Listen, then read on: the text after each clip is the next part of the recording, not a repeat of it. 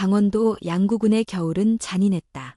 산자락을 따라 불어오는 바람은 살을 파고들듯 차가웠고 새하얗게 덮인 눈은 끝도 없이 펼쳐져 있었다. 이른 아침, 회색 하늘 아래 세상은 고요했다. 길 위에 사람 그림자 하나 없었다. 하지만 그 적막을 뚫고 한 아이가 걷고 있었다. 최하준, 7살, 반질반질하게 밀린 머리, 낡은 회색 승복 차림, 헌 고무신을 신은 채로 그는 눈 위를 묵묵히 걸었다.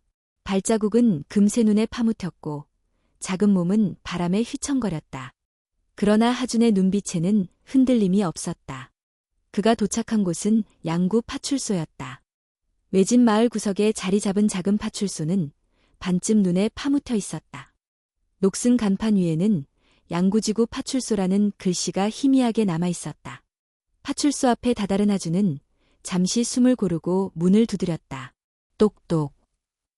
작은 노크 소리는 바람에 묻힐 듯 미약했지만 그 울림은 깊었다. 누구세요? 안에서 낮은 남성 목소리가 들려왔다. 하준은 입술을 깨물며 천천히 말했다. 아저씨, 스님 좀 잡아주세요. 순간 파출소 안은 정적에 휩싸였다. 책상에 앉아있던 박태성 순경은 고개를 들어 출입문을 바라봤다. 어린아이였다. 작고 여윈 체구, 밀린 머리, 바람에 흔들리는 승복. 차가운 손으로 문턱을 꼭 쥔 채 떨고 있는 아이의 모습이 눈에 들어왔다. 뭐라고 했니? 다시 말해볼래? 태성의 목소리는 조심스러웠다. 하준은 또박또박 말했다. 제 스님을 좀 잡아주세요. 그 말은 단순하지 않았다. 아이의 눈빛은 결코 거짓을 말하지 않았다. 태성은 문을 열고 아이를 안으로 들였다. 따뜻한 난방이 가득한 사무실 안으로 들어오자 하준의 작은 몸은 미세하게 떨렸다. 하지만 그의 눈은 여전히 또렷하고 맑았다. 이름이 뭐니? 최하준이요. 하준아, 무슨 일이 있었는지 바로 말 안 해도 괜찮아. 지금은 여기서 좀 쉬자. 따뜻한 유자차 한 잔이 아이 앞에 놓였다. 하준은 조심스럽게 입을 댔다. 따끈한 액체가 얼어붙은 입안을 감쌌고 굳었던 몸이 조금씩 풀렸다. 차를 한 모금 삼킨 뒤 하준은 입을 열지 않았다. 그저 가만히 앉아 숨을 고를 뿐이었다. 태성은 아이의 손을 살폈다. 작은 손등에는 희미한 멍 자국이 있었고 소매 안쪽에는 말라붙은 핏자국이 얼룩져 있었다. 그 모습을 본 태성의 표정이 굳어졌다. 잠시 뒤 사회복지 담당 직원이 파출소로 호출됐다.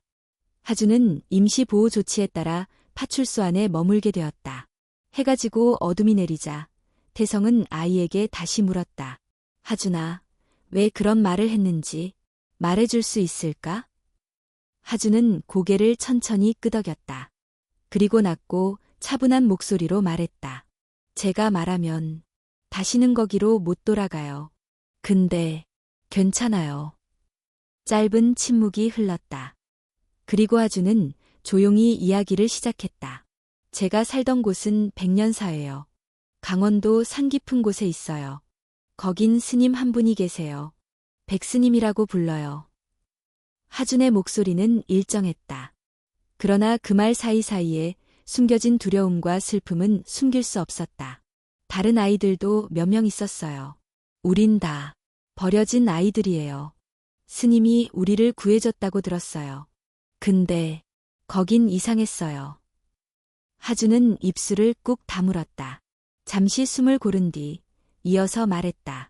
매일 새벽 4시에 일어나서 목탁을 치고 스님이 정해준 경을 외워야 해요. 잘못 외우면 밥을 못 먹어요. 3번 틀리면 조용한 방에 가요. 조용한 방. 그 단어에 태성의 손이 미세하게 떨렸다. 조용한 방은 절 뒤쪽 지하에 있어요. 문은 항상 잠겨 있고 열쇠는 스님만 가지고 있어요. 한번 들어가면 하룻밤이나 이틀 있어야 해요. 불도 없고 물도 없어요. 바닥은 차갑고 소리만 울려요. 태성은 숨을 삼켰다. 하준의 눈빛은 슬픔을 넘어 단단한 결심으로 변해 있었다. 근데 거기 들어간 아이들 중 몇 명은 다시 안 나왔어요. 그냥 없어졌어요. 하준의 목소리가 떨렸다. 그러나 그는 울지 않았다. 대신 한마디 한마디 또렷이 이어갔다. 제일 친했던 도윤이 형도 조용한 방에 들어갔다가 사라졌어요. 스님은 더 좋은 절로 갔다고 했어요. 근데 아무도 안 믿었어요. 그날 밤 하주는 울지 않았다. 울면 도윤이처럼 사라질까봐. 태성은 말없이 하준을 바라봤다. 그 작은 몸, 떨리는 손끝, 그러나 또렷한 눈빛. 그 순간 그는 느꼈다. 이 아이는 단순히 도움을 청하러 온 게 아니다. 어둠을 밝히기 위해, 세상을 흔들기 위해 걸어온 것이다. 파출소의 문이 조용히 닫혔다. 밖에는 여전히 눈이 내리고 있었다. 하지만 하준의 작은 발자국은 눈 위에 또렷이 남아 있었다. 그리고 그 발자국은 이제 진실을 향한 여정의 시작이었다. 최하준이 백년사에 처음 들어간 것은 7살이 되던 해 초겨울이었다. 엄마의 장례식을 치른 지 얼마 지나지 않은 날이었다. 엄마는 간암 말기 환자였다. 형편이 넉넉지 않아 제대로 된 병원 치료조차 받지 못했고 결국 시골 진료소에서 조용히 세상을 떠났다. 장례식 날 하준 옆에는 아무도 남지 않았다. 친척들은 연락이 끊긴 지 오래였고 이웃 주민 몇 명만이 먼 발치에서 안타까운 눈빛을 보냈다. 그중 한 할머니가 다가와 말했다. 너 이대로 혼자 있을 순 없잖니. 백년사로 가렴. 거긴 버려진 아이들도 돌봐주고 밥도 주고 따뜻한 데야. 하준은 잘 몰랐다. 백년사가 어떤 곳인지, 거기에 가면 정말 괜찮을지. 하지만 갈 곳이 없었다. 며칠 뒤 검은 SUV 차량 한 대가 마을로 들어왔다. 차에서 내린 남자는 승복을 입고 있었지만 어딘가 무거운 기운이 감돌았다. 그가 바로 백스님, 본명 유광민이었다. 그날 유광민은 차 안에서 조용히 말했다. 여긴 힘들었지? 걱정 마, 백년사로 가면 배고프지도 않고 외롭지도 않을 거야. 그 말에 하준은 작은 희망을 품고 따라 나섰다. 백년사는 예상과 달랐다. TV에서 봤던 웅장한 절도, 번쩍이는 불당도 없었다. 낡은 나무 건물 몇 채와 소박한 법당 하나, 그 뒤편으로 이어진 작은 숙소와 부엌, 그리고 맨 뒤편, 벽돌로 지어진 창문 없는 건물이 하나 더 있었다. 하준은 그곳이 나중에 조용한 방이라는 것을 알게 되었다. 처음 며칠은 그럭저럭 지낼 만했다. 절은 한적했고 아이들은 많지 않았다. 모두 6명, 막내는 5살, 가장 나이가 많은 아이는 13살이었다. 대부분 고아원이나 시설을 거쳐온 아이들이었고 어른의 말에 익숙하게 따랐다. 백스님은 말이 많지 않았다. 하지만 그의 말 한마디, 시선 하나의 아이들은 숨을 죽였다. 매일 새벽 4시 목탁 소리가 울리면 모두 일어나 합장했다. 경을 외운 뒤 아침 공양, 그리고 마당을 쓸고 장작을 나르며 하루가 시작됐다. 잘못을 하면 벌이 주어졌다. 웃거나 떠들면 더 큰 벌을 받았다. 하준도 처음엔 묵묵히 따랐다. 하지만 시간이 흐르며 이상한 점들이 보이기 시작했다. 왜 밥은 항상 부실한지, 왜 고기나 과일은 절대 나오지 않는지, 왜 주말에도 쉴 수 없는지. 그러나 묻지 않았다. 묻는 순간 돌아오는 건 더 큰 침묵과 두려움뿐이었다. 그렇게 몇 달이 지났고 하준은 도윤이 형을 만났다. 강도윤, 9살 검은 머리를 짧게 자른 채 말수가 적은 아이였다. 처음엔 서로 어색했지만 밤마다 조심스럽게 속삭이는 사이가 됐다. 하준아, 너도 여기 이상하다고 생각하지?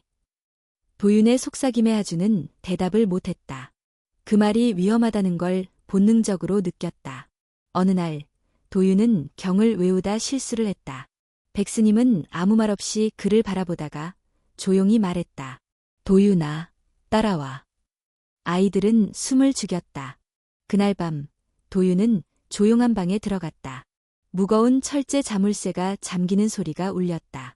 하준은 잠을 이루지 못했다. 바닥을 타고 올라오는 찬 기운, 멀리서 들리는 낮은 울음소리, 모든 것이 그의 머릿속을 어지럽혔다.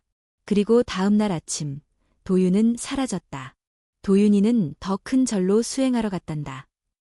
백스님의 말에 아이들은 고개를 끄덕였지만 누구도 믿지 않았다. 공기 속에는 공포가 깃들었다. 그날 밤 하준은 처음으로 진심으로 무서웠다. 도윤이 형처럼 자신도 사라질까봐. 며칠 뒤 하준도 벌을 받았다. 경을 외우다 졸았다는 이유였다. 그는 저녁 공양을 빼앗겼고 물도 마실 수 없었다. 그날 밤 혼자 마당에 쪼그려 앉은 채 눈을 바라봤다. 하얀 눈이 쉴 새 없이 내리고 있었다. 입술은 터지고 손끝은 얼었지만 울지 않았다. 울면 약해질 것 같았고 도윤이 형처럼 될까봐. 그때였다. 부엌 뒤쪽 벽에 작은 틈을 발견했다. 오래된 나무벽 사이로 바람이 새어 들어오고 있었다. 그 작은 틈 사이로 외부 공기가 스며들었고 그 바람은 낯설지만 자유로웠다. 하주는 결심했다. 언젠가 저 틈으로 나가리라. 며칠 후 기회가 찾아왔다. 백스님이 장을 보러 간다고 했다. 아이들은 마당을 쓸고 있었고 모두 지쳐 있었다. 하주는 준비해둔 작은 청가방을 품에 넣었다. 그리고 부엌 뒤쪽 틈으로 몸을 구겨 넣었다. 차가운 바람이 온몸을 감쌌고 눈밭이 끝없이 펼쳐져 있었다. 하지만 그는 멈추지 않았다. 몇 시간을 걸은 끝에 그는 결국 양구 파출소에 도착한 것이었다. 박태성 순경 앞에서 하주는 모든 걸 쏟아냈다. 그의 목소리는 떨렸지만 눈빛은 또렷했다. 누군가는 문을 두드려야 해요. 그 말에 태성은 아무 말도 하지 못했다. 그 작은 아이는 살아남기 위해서가 아니라 남겨진 아이들을 위해, 사라진 도윤이 형을 위해, 그리고 자신처럼 어디선가 고통받고 있을 또 다른 아이들을 위해 이곳에 온 것이었다. 하준의 발자국이 눈 위에 선명히 남아있었다. 그리고 그 발자국은 이제 진실을 향한 여정의 시작이었다. 양구 파출소에서 하룻밤을 지낸 최하준은 깊은 잠을 이루지 못했다. 몸은 따뜻했지만 마음 한구석은 여전히 얼어붙은 채였다. 꿈에서도 도윤이 형의 목소리가 들렸다. 흐릿한 울음소리, 어둠 속에서 들려오던 그날 밤의 숨소리. 다음 날 아침, 사회복지 담당 공무원이 파출소에 도착했다. 하주는 임시로 보호시설에 보내질 예정이었다. 하지만 경찰 박태성은 쉽게 마음을 놓을 수 없었다. 아이의 말이 단순한 상상이 아니란 걸 본능적으로 느꼈기 때문이다. 하준아, 혹시 내가 겪었던 일을 더 자세히 기록한 게 있니? 태성이 조심스럽게 물었다. 하준은 고개를 끄덕이며 작은 가방을 뒤졌다. 거기서 낡은 공책 한 권이 나왔다. 겉표지는 헤어지고 군데군데 종이가 찢어져 있었지만 그 속엔 정성스럽게 적힌 글씨가 빼곡히 담겨 있었다. 도윤이 형이 사라진 날 11월 12일 밤에 조용한 방으로 들어갔다. 그 후 다시 못 봄. 공책 첫 장에 적힌 문구였다. 그 다음 페이지에는 날짜와 사건들이 세세히 기록돼 있었다. 11월 16일 현우 손등 맞음. 이유 경 잘못 외움. 11월 20일 나무하다가 지호 넘어짐. 스님이 발로 참. 11월 24일 공양 중 울음. 물 없이 반찬만 먹는 벌. 글씨는 삐뚤빼뚤했지만 기록의 흐름은 또렷했다. 무엇보다 날짜와 사건이 일관되게 이어지고 있었다. 마지막 장에는 이런 문장이 적혀 있었다. 나도 언젠가 사라질 수 있다. 이걸 본 사람, 제발 우리를 기억해 주세요. 그 문장을 읽는 순간 태성의 가슴이 서늘해졌다. 하주는 공책을 쥔 손을 꼭 움켜쥔 채 말했다. 도윤이 형이 무서운 걸 참고 저한테 이걸 줬어요. 혹시 자기도 사라지면 누군가 대신 기억해달라고. 태성은 아이의 눈을 바라봤다. 거기엔 두려움과 슬픔, 그리고 무너질 듯한 간절함이 고스란히 담겨 있었다. 그날 오후 강원도 경찰청 아동청소년 범죄수사팀으로 긴급보고가 올라갔다. 그리고 며칠 뒤 수사팀 소속 형사 서지훈이 파출소로 내려왔다. 서지훈은 차분한 사람이었다. 말수가 많지 않았지만 눈빛은 날카로웠다. 그는 공책을 한 장 한 장 넘기며 오랜 시간 살펴본 뒤 조용히 말했다. 아이의 기록은 신빙성이 높습니다. 날짜, 사건의 흐름, 피해 패턴이 일관돼 있어요. 단순한 거짓으로 보기 어렵습니다. 하준이 말을 믿으시나요? 태성이 물었다. 서지훈은 고개를 끄덕였다. 이 아이는 단순히 도망치려던 게 아닙니다. 남아있는 아이들, 사라진 친구를 위해 세상에 신호를 보내려 한 겁니다. 그날 저녁, 하준은 보호시설로 옮겨졌다. 작별 인사를 하며 태성은 말했다. 하준아, 넌 정말 용기 있는 일을 했어. 걱정 말고 이제 우리가 대신 싸울게. 하준은 잠시 침묵하다가 조용히 고개를 끄덕였다. 그의 눈빛은 여전히 얼어 있었지만 그 안에는 미약한 희망의 불씨가 피어오르고 있었다. 한편 서지우는 백년사에 대한 사전 조사를 시작했다. 백년사는 강원도 양구 산골 깊숙이 자리 잡은 작은 사찰이었다. 지도에도 제대로 표시되지 않았고 외부 출입도 거의 없었다. 겉으로는 불우한 아이들을 돌보는 선행으로 알려져 있었지만 구체적인 실체는 드러난 바 없었다. 더 충격적인 건 백년사를 운영하는 백스님의 정체였다. 본명 유광민, 1975년생. 과거 경기 북부 지역의 아동복지시설을 운영하다가 아동학대 및 불법시설 운영 혐의로 실형을 살았던 전력이 있었다. 출소 후 종적을 감춘 인물이 바로 그였다. 서지우는 이를 근거로 백년사가 단순한 사찰이 아닌 불법 감금과 학대의 은신처일 가능성이 높다고 판단했다. 며칠 뒤 서지우는 수행을 원하는 청년으로 위장해 백년사에 접근했다. 산길을 따라 몇 시간을 올라가자 낡은 나무 건물과 작은 법당, 그리고 허름한 숙소들이 모습을 드러냈다. 그곳엔 승복을 입은 아이들이 조용히 일을 하고 있었다. 대부분 고개를 숙인 채 서로 말을 섞지 않았다. 백년사의 분위기는 음침했다. 웃음소리도 아이들의 제잘거림도 들리지 않았다. 시간표는 벽에 손글씨로 붙어 있었고 하루 일과는 반복되는 노동과 침묵뿐이었다. 서지우는 백년사 곳곳을 살피며 조심스럽게 정보를 모았다. 그러던 중 그는 숙소 뒤편에 자리한 창문 없는 벽돌 건물을 발견했다. 그곳이 바로 조용한 방이었다. 문은 묵직한 철제 자물쇠로 굳게 잠겨 있었다. 아이들은 그 근처에 가는 걸 극도로 꺼렸다. 서지훈이 일부러 가까이 가보려 하자 아이 하나가 다급히 그의 옷자락을 잡았다. 거긴 가지 마세요.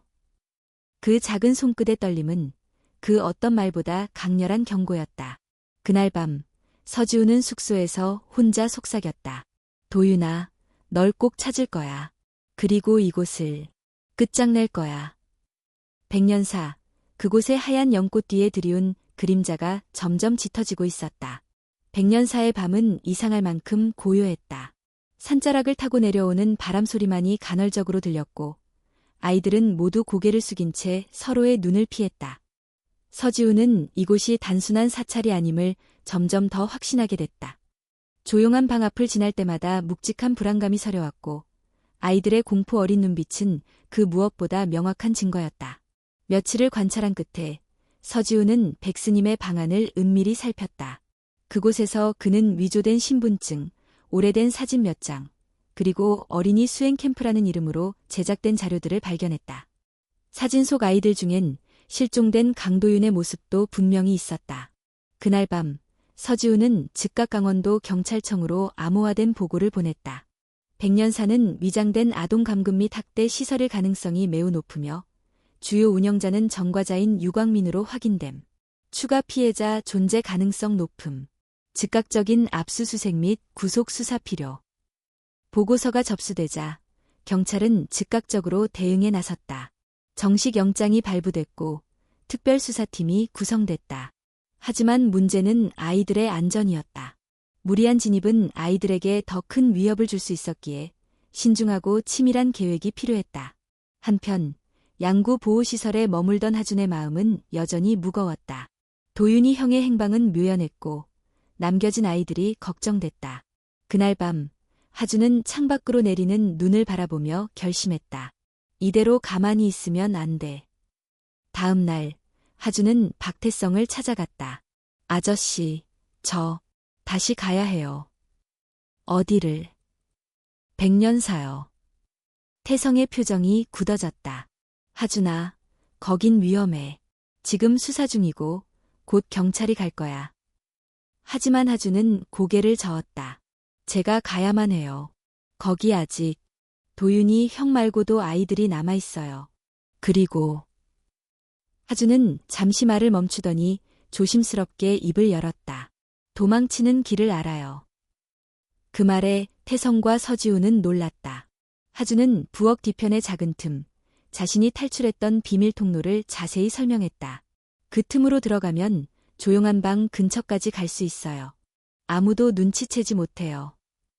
경찰은 잠시 고민했지만 결국 하준의 협조를 받아 정밀한 구조 계획을 세웠다. 그 사이 백년사에서는 또 다른 이상 징후가 포착됐다. 유광민이 아이들 중 일부를 다른 장소로 옮길 준비를 하고 있다는 정보였다. 시간을 더 끌면 더 큰 비극이 벌어질 가능성이 높았다. 결국 경찰은 새벽 진입을 결정했다. 작전 당일 강원도 전역엔 것엔 눈보라가 몰아쳤다. 하지만 수사팀은 결연한 표정으로 차량에 올라 백년사를 향해 출발했다.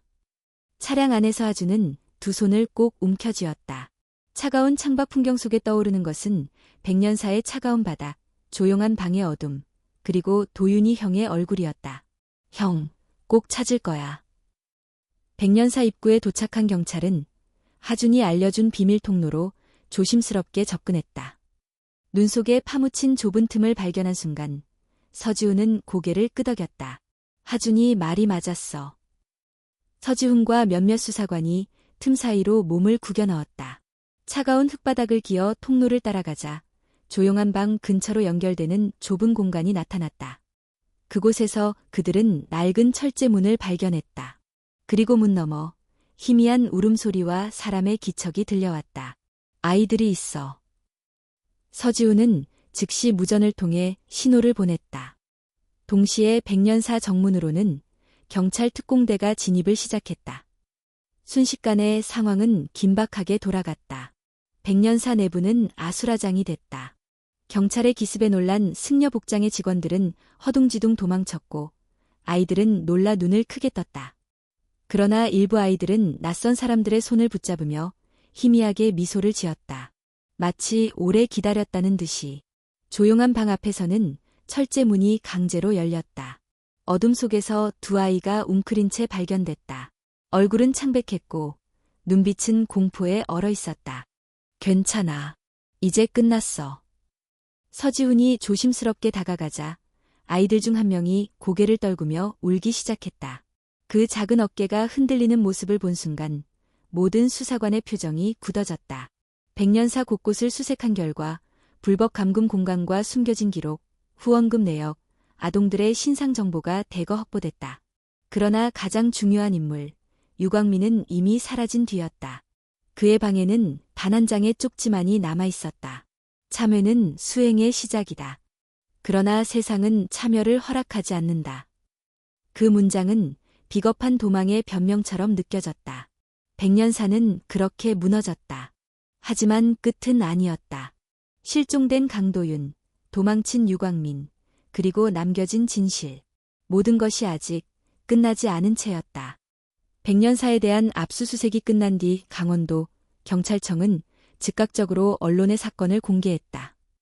강원도 양구 백년사 아동감금 및 학대 의혹이라는 자극적인 제목이 주요 뉴스에 실렸고 전국은 순식간에 술렁였다. 한쪽에선 분노가 치솟았다. 아이들을 지키지 못한 사회에 대한 비판, 종교시설의 맹목적 신뢰에 대한 회의가 이어졌다. 또 한쪽에선 조심스러운 시선이 오갔다. 일부 불자들은 전체 종교를 싸잡아 매도해선 안 된다며 불편한 기색을 감추지 않았다. 그런 가운데 가장 깊은 충격을 받은 건 보호시설에 머물고 있던 최하준이었다. 뉴스 화면 속 백년사의 모습, 경찰의 출입, 철거되는 조용한 방의 문짝. 모든 장면이 하준의 뇌리에 생생히 각인됐다. 그러나 그 중에서도 하준을 가장 괴롭게 한 건 실종된 강도윤에 대한 아무런 소식이 없다는 사실이었다. 경찰 수사팀도 도윤의 흔적을 찾기 위해 총력을 기울였다. 아이들의 진술에 따르면 도윤은 사건이 발생하기 약 한 달 전 조용한 방에 들어간 뒤 사라졌다. 이후 백스님은 늘 같은 말을 반복했다. 도윤이는 더 큰 수행을 위해 다른 절로 갔다. 하지만 실제로 그런 절의 존재는 확인되지 않았다. 더구나 압수수색 결과 도윤의 개인 소지품 일부가 남겨져 있었고 다른 아이들에겐 도윤의 소식이 철저히 차단돼 있었다. 결국 경찰은 최악의 경우를 염두에 두고 수색을 확대했다. 백년사 뒤편으로 이어지는 비포장도로. 평소 차량 통행이 거의 없고 외부에서 쉽게 접근할 수 없는 그 길이 새로운 단서의 핵심이었다. 며칠 뒤 경찰은 백년사에서 약 10km 떨어진 외딴 폐가 인근에서 수상한 흔적을 발견했다. 불에 탄 나무 조각, 눌린 눈 자국, 그리고 그 옆에 버려진 작은 운동화 한 짝. 그 운동화는 다름 아닌 강도윤이 백년사에 처음 올 때 신고 있었던 운동화와 완벽히 일치했다. 현장에서 수사를 지휘하던 형사 박태성은 그 운동화를 손에 들고 한동안 아무 말도 하지 못했다. 차갑게 굳은 신발, 바닥에 흩어진 재와 먼지, 모든 것이 불길한 예감을 더했다. 살아있을까? 누군가 중얼거렸지만 누구도 확답을 내릴 수 없었다. 경찰은 즉시 인근 지역을 대대적으로 수색했으나 도윤의 흔적은 끝내 발견되지 않았다.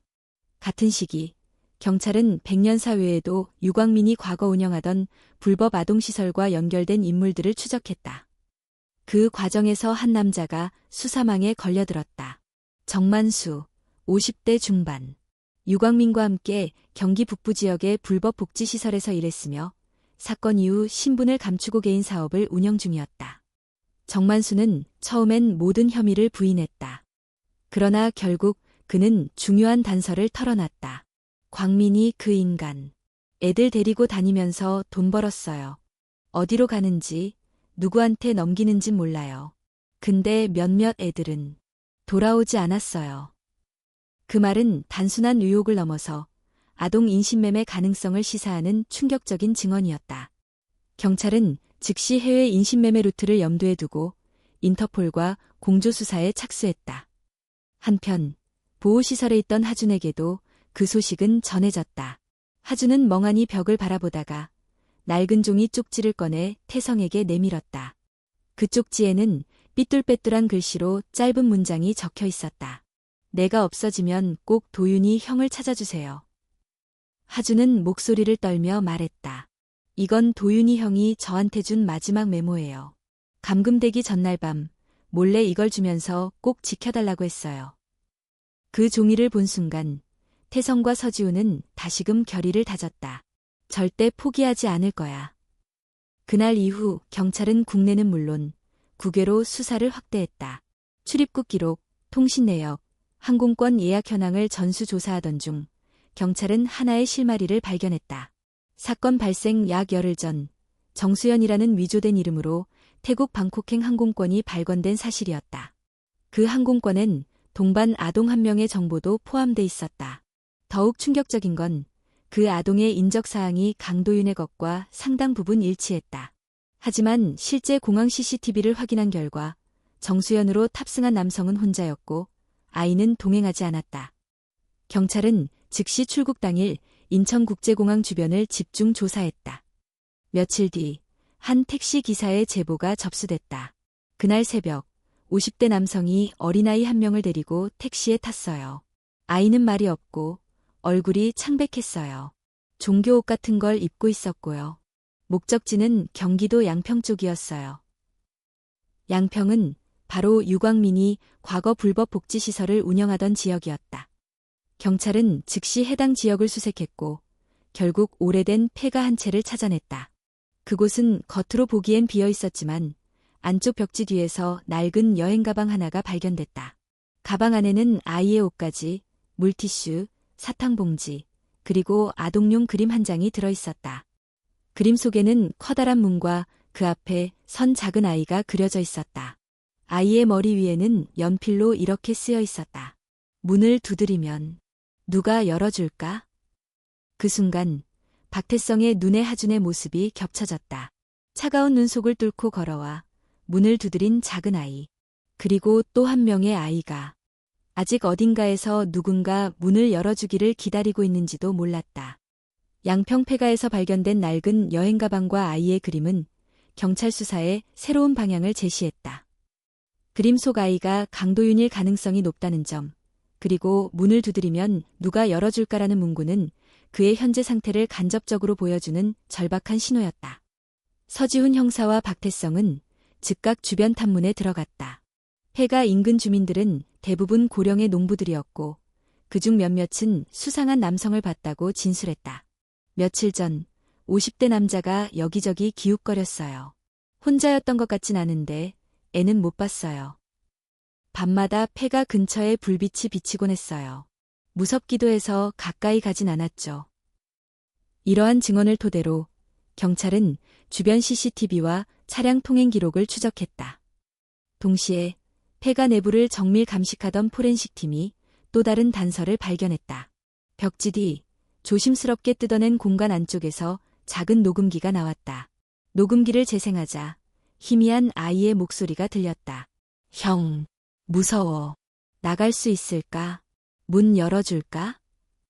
목소리는 약했고 공포에 떨고 있었지만 분명 강도윤의 것이었다. 그날 수사팀 전체에 긴장감이 감돌았다. 아이는 살아있을 가능성이 높았다. 문제는 시간이었다. 경찰은 유광민의 해외 도피 가능성을 염두에 두고 인터폴과 협력해 국제수배를 확대했다. 동시에 국내에서 그가 은신했을 법한 장소를 집중 수색했다. 그러던 중 또 다른 결정적 단서가 들어왔다. 한 병원의 간호사가 경찰에 제보한 것이다. 며칠 전 중년 남성이 아동을 데리고 병원에 왔어요. 아이는 말을 하지 못했고 온몸에 멍이 있었어요. 남자는 장기 치료가 필요하다며 입원 절차를 문의했지만 곧바로 사라졌어요. 뭔가 이상해서 기록을 남겨뒀어요. 제공된 사진을 본 순간 하주는 소리 없이 눈물을 흘렸다. 도윤이 형이에요. 사진 속 아이는 얼굴이 창백하고 눈빛이 흐릿했지만 이마의 작은 점과 손등의 흉터, 귀 뒤의 모방까지 모두 강도윤과 일치했다. 경찰은 즉각 병원 주변 CCTV를 확인했고 남성이 아이를 데리고 나온 장면을 포착했다. 그들은 택시에 탔고 행선지는 명확하지 않았다. 다행히 택시 기사와의 접촉에 성공했다. 남자가 아이를 데리고 서울 구로구 쪽으로 갔어요. 건물에 들어간 뒤 다시 나오지 않았어요. 그 정보에 따라 경찰은 구로구 일대를 대대적으로 수색했다. 건물 내부를 조사하던 중 한 노후주택의 지하 창고에서 또다시 흔적이 발견됐다. 구석에 놓인 작은 매트리스와 사용 흔적이 있는 음식 포장지, 그리고 아이의 옷까지 몇 벌. 그곳엔 사람이 없었지만 급하게 떠난 흔적이 역력했다. 곧이어 경찰은 인근 폐쇄회로 화면을 분석했고 남성이 아이 없이 혼자 사라지는 모습이 포착됐다. 아이를 또 다른 곳으로 옮긴 겁니다. 서지훈은 이를 확인하자마자 얼굴을 굽혔다. 더 이상 늦출 수 없어. 그 시각 인터폴로부터 긴급 연락이 들어왔다. 태국 방콕 인근 불교 명상센터에서 유광민으로 추정되는 남성이 목격됐다는 제보였다. 센터 관계자의 증언에 따르면 그는 한국식 승복을 입었고 정선사라는 가명을 사용하며 신분을 철저히 숨기고 있었다. 경찰과 인터폴은 즉각 공조수사를 전개했고 방콕 외곽의 한 낡은 주택가에서 유광민의 은신처를 발견했다. 집안에는 위조된 여권과 현금 다발, 그리고 한국어로 쓰인 메모들이 있었다. 그중 하나엔 이렇게 적혀 있었다. 문을 두드린 아이, 아직 살아있을까? 그 문구를 본 순간 서지훈은 온몸에 소름이 돋았다. 그는 도윤을 잊지 않았다. 아니, 아직도 도윤을 붙잡고 있을 가능성이 높았다. 같은 날 경찰은 방콕 시내 CCTV에서 유광민으로 추정되는 인물이 택시를 타고 사라지는 모습을 확보했다. 곧바로 인터폴은 국제공조 수배를 강화했고 한국 경찰은 유광민의 국내 공범을 추적했다. 한편 보호시설의 하주는 점점 지쳐갔다. 도윤을 향한 걱정, 자책, 그리고 무력감이 그의 작은 어깨를 짓눌렀다. 그날 밤 박태성이 하준을 찾아갔다. 하준아, 포기하지 마. 도윤이 꼭 찾을 거야. 하준은 말없이 고개를 끄덕였지만 그 눈빛엔 깊은 불안이 서려 있었다. 창밖으로 또다시 눈이 내리기 시작했다. 차갑고 고요한 세상, 그 너머에 또 다른 닫힌 문이 있었다. 하지만 하준은 믿었다. 누군가 반드시 그 문을 열어줄 거라고. 그리고 도윤도 어딘가에서 그 문을 두드리고 있을 거라고. 태국 방콕에서 유광민의 은신처가 발견된 이후 한국 경찰과 인터폴의 공조수사는 더욱 속도를 냈다. 방콕 인근 CCTV와 휴대전화 통신 기록, 금융 흐름까지 전방위로 추적이 이어졌고 마침내 경찰은 유광민의 소재를 특정할 수 있었다. 그는 방콕 북부의 국경 마을에서 위조된 필리핀 여권을 사용해 탈출을 시도하려다 현지 경찰에 의해 체포됐다. 체포 당시 유광민은 극도로 말을 아꼈다. 자신을 정선사라고만 밝힐 뿐 어떤 신분증도 내놓지 않았다. 그러나 지문 대조 결과 그는 분명히 유광민이었다. 한국 경찰은 즉각 범죄인 인도 절차를 밟았고 외교부와 법무부의 긴급 협조 속에 한 달 만에 그를 한국으로 송환하는 데 성공했다. 유광민이 인천국제공항에 도착하던 날 수많은 취재진이 몰려들었다. 카메라 플래시가 터지고 시민들의 분노 어린 시선이 쏟아졌다. 하지만 유광민은 고개를 숙인 채 단 한마디도 하지 않았다. 그를 기다리고 있던 박태성과 서지훈의 얼굴은 굳어 있었다. 도윤이는 어디에 있습니까? 서지훈이 차가운 목소리로 물었지만 유광민은 묵묵부답이었다. 경찰 조사에서 그는 모든 혐의를 부인했다. 아이들을 학대한 적도 인신매매에 가담한 적도 없다고 주장했다. 모든 건 수행이었다는 말만 반복했다. 나는 아이들에게 길을 알려줬을 뿐이다. 사회가 버린 아이들을 보호하고 수행의 가치를 가르쳤다. 그 말에 박태성은 분노를 억누르며 이마를 짚었다. 서지훈은 차분히 증거를 내밀었다. 백년사에서 발견된 감금시설, 위조된 서류, 실종 아동들의 기록, 해외로 흘러간 불법 후원금. 모든 게 분명한 범죄의 흔적이었다. 무엇보다 결정적인 건 실종된 강도윤이었다. 유광민은 도윤의 행방에 대해 끝까지 입을 다물었다. 그러던 중 경찰은 또 다른 제보를 받았다. 경기도의 한 중형 병원에서 일하던 간호사가 경찰에 연락해온 것이다. 며칠 전 한 중년 남성이 어린아이를 병원에 데려왔다는 것. 아이는 심하게 쇠약해 있었고 말을 거의 하지 않았으며 이름이나 신원을 묻는 질문에도 아무 대답을 하지 않았다고 했다.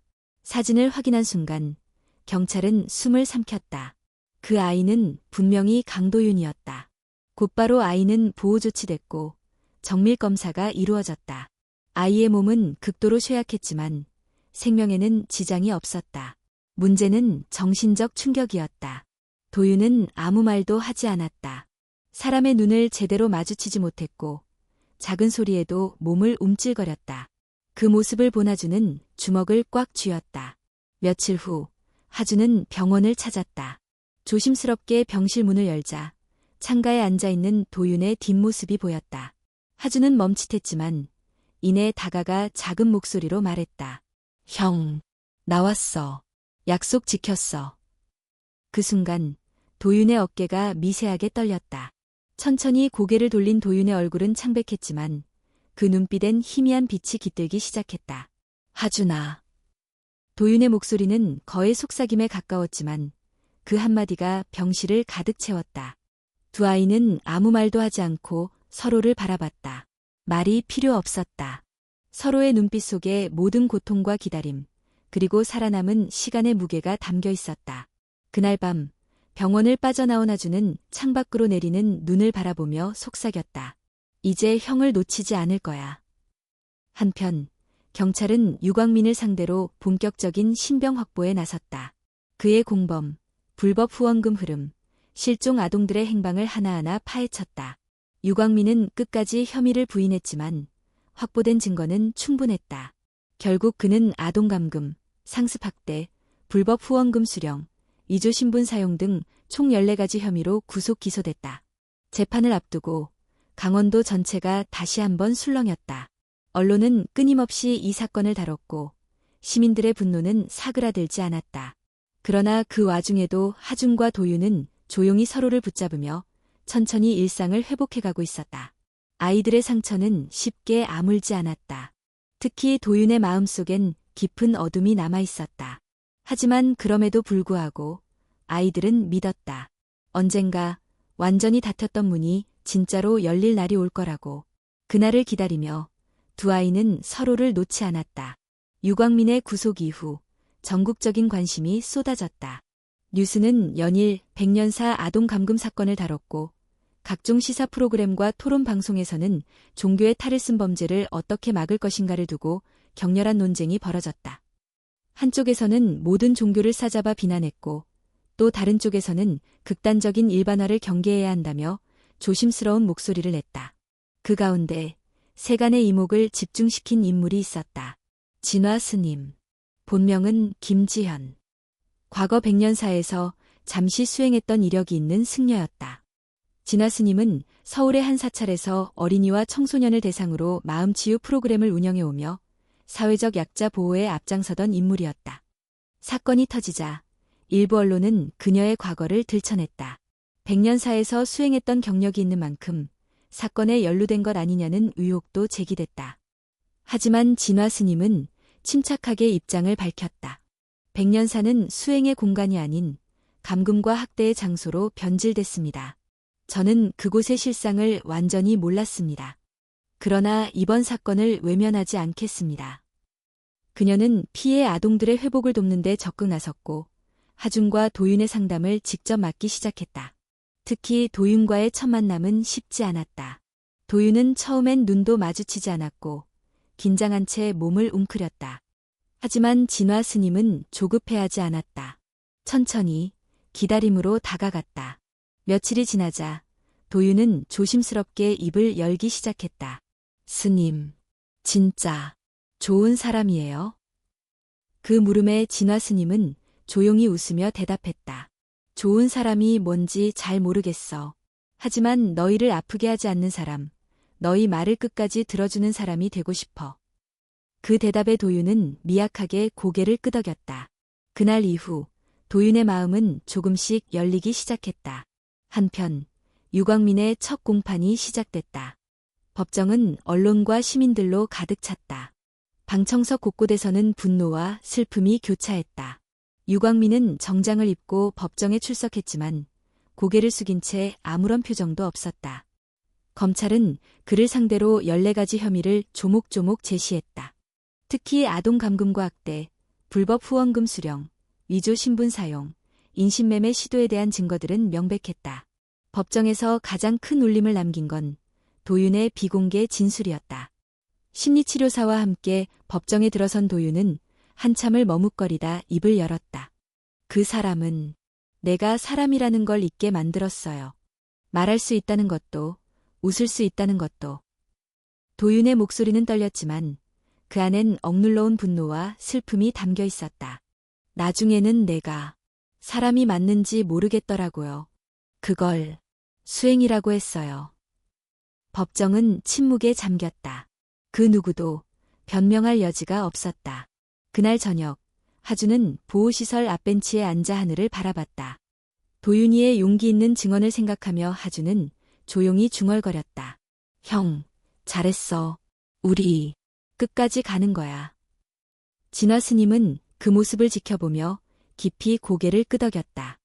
이 싸움은 단순히 유광민 개인을 처벌하는 데서 끝나지 않았다. 아동을 보호하지 못한 사회의 구조적 문제, 종교라는 이름 아래 벌어진 폭력, 그리고 침묵 속에 외면당한 아이들의 상처. 모든 것이 법정의 문을 열고 드러나야 했다. 며칠 뒤 국회 청문회가 열렸다. 피해 아동과 보호자, 경찰 수사팀, 교육부와 보건복지부 관계자들이 모두 소환됐다. 진화 스님 역시 참고인 자격으로 참석했다. 그녀는 단호하게 말했다. 진짜 스님은 아이를 감금하지 않습니다. 자비를 말하는 종교가 폭력을 감싸선 안 됩니다. 이 사건은 단순한 개인의 일탈이 아닙니다. 우리 사회가 아이들을 어떻게 대하고 있는지를 보여주는 비극입니다. 청문회장은 숙연해졌다. 박태성 역시 발언대에 섰다. 세상에서 가장 용감한 사람은 누구일까요? 저는 진실을 말한 사람이라고 생각합니다. 심지어 그게 자신을 위험하게 만들더라도요. 저는 그런 사람을 만났습니다. 아주 작은 아이였죠. 그 말에 모두의 시선이 하준을 향했다. 하준은 작게 고개를 숙였지만 그 눈빛은 더 이상 흔들리지 않았다. 진실은 세상에 드러났다. 이제 남은 것은 끝까지 책임을 묻는 일이었다. 유광민의 재판은 전국의 이목을 집중시킨 채로 이어졌다. 검찰은 차곡차곡 증거를 제시했고 피해 아동들의 진술, 후원금 내역, 위조 신분 사용, 감금 시설 사진 등이 법정에 하나씩 공개됐다. 결정적인 순간은 도윤의 추가 증언이었다. 그날 도윤은 심리치료사의 도움을 받아 다시 법정에 섰다. 얼굴은 여전히 창백했지만 눈빛엔 분명한 의지가 담겨 있었다. 그 사람은 우리를 사람 취급하지 않았어요. 실수하면 혼자 어두운 방에 갇히고 울면 밥도 못 먹었어요. 도윤의 말에 방청석 곳곳에서 숨죽이는 소리가 들렸다. 그때 내가 사라질 수도 있겠다고 생각했어요. 근데 형, 하준이 있었어요. 그래서 버틸 수 있었어요. 법정은 조용했지만 그 고요함 속에 묵직한 울림이 퍼졌다. 그날 이후 유광민 측 변호인은 변호 전략을 바꿨다. 처음엔 모든 혐의를 부인했지만 쌓여가는 증거와 여론의 압박에 결국 일부 혐의를 인정하기 시작했다. 피고인은 아이들을 보호하려는 의도였으며 일부 규율은 종교적 수행의 일환이었습니다. 그러나 관리 소홀로 불미스러운 일이 발생한 점은 유감입니다. 그 변명에 많은 사람들이 분노했다. 결국 재판부는 최종 판결을 내렸다. 피고인은 종교의 이름을 빌려 사회적 약자, 특히 보호받아야 할 아이들을 장기간 감금 확대했습니다. 이는 단순히 개인의 일탈을 넘어 사회 구조를 악용한 조직적 범죄입니다. 재판부는 유광민에게 징역 27년을 선고했다. 동시에 불법 후원금 환수, 향후 아동 청소년 관련 모든 활동 금지를 명령했다. 판결이 내려진 날, 하준과 도윤은 보호시설에서 조용히 서로를 바라봤다. 하준이 먼저 입을 열었다. 형, 이제 괜찮을까? 도윤은 잠시 침묵하다가 고개를 끄덕였다. 조금 무서워도 이제 우리 둘이잖아. 두 아이의 손이 천천히 맞잡혔다. 그 손끝엔 여전히 상처가 남아 있었지만 그 속엔 살아남은 자들의 결심이 담겨 있었다. 그로부터 몇 달이 흘렀다. 백년사가 있던 자리엔 새로운 간판이 걸렸다. 양구치유센터. 이곳은 단순한 시설이 아니었다. 아동학대 피해자와 소외 아동을 위한 치유와 교육을 병행하는 공공공간으로 탈바꿈한 것이었다. 개소식 날 많은 사람들이 모였다. 그곳에는 박태성과 서지훈, 진화 스님, 그리고 하준과 도윤도 있었다.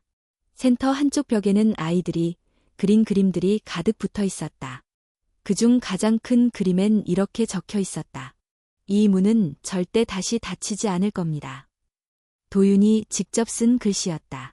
그 문구를 본 사람들은 조용히 고개를 끄덕였다. 그날 이후 하준과 도윤은 보호시설을 떠나 일반 학교에 다니기 시작했다. 물론 쉽진 않았다. 여전히 사람들의 시선이 부담스러웠고 가끔은 불안한 마음이 엄습했다. 하지만 두 아이는 포기하지 않았다. 도윤은 조금씩 다시 웃는 법을 배웠고 하준은 친구를 사귀기 위해 서툴게 말을 건넸다. 그러던 어느 날 학교 게시판에 작은 쪽지가 붙었다. 혹시 지금 혼자인 친구가 있다면 나도 그랬어. 그런데 괜찮아. 누군가 문을 열어줄 거야. 쪽지를 붙인 사람은 하준이었다. 다음 날 그 옆에 또 다른 쪽지가 붙었다. 고마워. 오늘은 덜 무서워졌어. 그 작은 쪽지들은 점점 늘어났고 어느새 게시판 가득 혼자가 아니야라는 메시지가 퍼졌다. 하준은 그 모습을 조용히 바라보며 속삭였다. 도윤이 형, 우리 약속 지키고 있지? 도윤도 미소를 지으며 대답했다. 응, 그리고 앞으로도 계속 지킬 거야. 세상은 완벽하지 않았다. 여전히 어딘가엔 닫힌 문이 있고 침묵 속에 숨죽이는 아이들이 있을지도 모른다. 하지만 두 아이는 믿었다. 누군가는 반드시 그 문을 두드릴 것이고 또 누군가는 용기를 내어 그 문을 열어줄 거라고. 이제 그들의 약속은 단순한 생존의 기록을 넘어 세상을 바꾸는 시작이 되고 있었다. 철원의 겨울이 끝나고 봄이 찾아왔다. 아직 높은 산자락엔 잔설이 남아 있었지만 마을 곳곳엔 연두빛 새싹이 고개를 내밀기 시작했다. 양구 치유센터에도 변화의 바람이 불었다. 한때 백년사의 어두운 그림자가 드리웠던 그 자리엔 아이들의 웃음소리가 퍼졌고 벽마다 밝은 색의 그림과 손글씨 문구들이 가득했다. 도윤과 하준은 여전히 이곳에서 심리 상담을 받으며 학교를 다니고 있었다. 아직 완벽히 회복된 건 아니었다. 도윤은 가끔 깊은 밤 혼자 깨어 있었고 하준도 불안한 꿈에 시달리곤 했다. 하지만 그들은 알고 있었다. 모든 상처는 시간이 필요하다는 걸, 그리고 서로의 곁에 누군가 있다는 사실이 얼마나 큰 힘이 되는지를. 어느 날 학교에서 특별 수업이 열렸다. 용기의 날이라는 이름으로 각 반에서 자신의 이야기를 나누는 시간이었다. 하주는 망설였다. 자신의 과거를 사람들 앞에서 말하는 건 아직 두려웠다. 하지만 도윤이 그의 손을 살짝 잡으며 속삭였다. 괜찮아. 나도 같이 있어. 그 말에 하주는 천천히 교단 앞으로 나갔다. 그는 깊게 숨을 들이쉬고 또박또박 말했다. 저는 혼자인 줄 알았어요. 아무도 제 얘기를 들어주지 않을 거라고 생각했어요. 근데 문을 두드렸더니 누군가 문을 열어줬어요. 교실은 조용해졌다. 하주는 이어서 말했다. 그리고 지금은 누군가 문을 두드린다면 저도 열어주고 싶어요. 그래서 오늘 용기 내봤어요. 말을 마친 뒤 교실 한쪽에서 박수가 터졌다. 곧이어 박수는 점점 커졌고 친구들의 응원이 이어졌다. 그날 이후 하주는 조금 더 당당해졌고 도윤 역시 서툴지만 사람들과 어울리기 시작했다. 시간이 흘러 두 아이는 중학생이 됐다. 중학교 입학식 날 도윤은 학교 복도 한쪽 게시판을 바라보다 작은 쪽지를 붙였다. 혹시 지금 이 글을 보는 내가 혼자라면 기억해. 문은 열릴 수 있어. 그 글씨는 서툴렀지만 그 안엔 지난 시간들이 모두 담겨 있었다. 그날 저녁 양구 치유센터에서는 작은 음악회가 열렸다. 아이들이 직접 무대에 올라 노래하고 연주하고 각자의 이야기를 나누는 시간이었다. 무대 뒤편 커다란 배경엔 이렇게 적혀 있었다. 문을 두드린 용기가 세상을 바꾼다. 음악회가 끝난 뒤 박태성과 서지훈이 아이들을 바라보며 조용히 말했다. 처음 그 눈 오는 날 저 작은 아이가 문을 두드리지 않았다면 아무것도 변하지 않았을 거야. 진화 스님도 고개를 끄덕이며 속삭였다. 세상을 바꾸는 건 특별한 사람이 아니야. 그냥 용기 낸 사람, 진실을 말한 사람, 그리고 포기하지 않은 사람이야. 음악회가 끝나고 도윤과 하주는 치유센터 뒷마당으로 나갔다. 하늘엔 별이 반짝였고 차가운 밤 공기 속에서도 봄의 기운이 스며 있었다. 도윤이 하준을 바라보며 말했다. 하준아, 이제 우리도 누군가의 문이 돼줄 수 있을까? 하준은 조용히 고개를 끄덕였다. 그럼 우리도 문을 열어줄 수 있어. 그리고 우리도 계속 앞으로 걸어가야 해. 그 말에 두 아이는 나란히 걸었다. 한때 얼어붙었던 산길, 눈에 덮여있던 좁은 오솔길, 그리고 닫혀있던 어두운 방. 그 모든 기억을 지나 이제 그들은 내일을 향해 천천히 걷고 있었다. 세상은 완벽하지 않았다. 아직도 어딘가엔 닫힌 문이 있고 침묵 속에 갇힌 아이들이 있을지도 모른다. 하지만 그들은 알고 있었다. 세상은 바뀔 수 있다는 걸. 그리고 그 변화는 아주 작은 용기에서 시작된다는 걸. 그날 눈속을 걸어 파출소 문을 두드렸던 어린 소년. 그 작은 손끝의 떨림이 결국 세상을 흔들었고 침묵 속에 묻힐 뻔한 진실을 드러냈다. 하준과 도윤, 그리고 수많은 이름 없는 아이들의 이야기는 그렇게 끝나지 않았다. 그들은 자라서 어른이 될 것이다. 그러나 절대 잊지 않을 것이다. 그들이 한때 두드렸던 문을, 그 문을 열어준 누군가를, 그리고 또 다른 아이들을 위해 다시 문을 열어줄 그날을. 세상은 완벽하지 않지만 누군가의 작은 용기가 내일을 만든다. 그리고 그 내일을 향해 아이들은 오늘도 한 걸음씩 걸어가고 있다.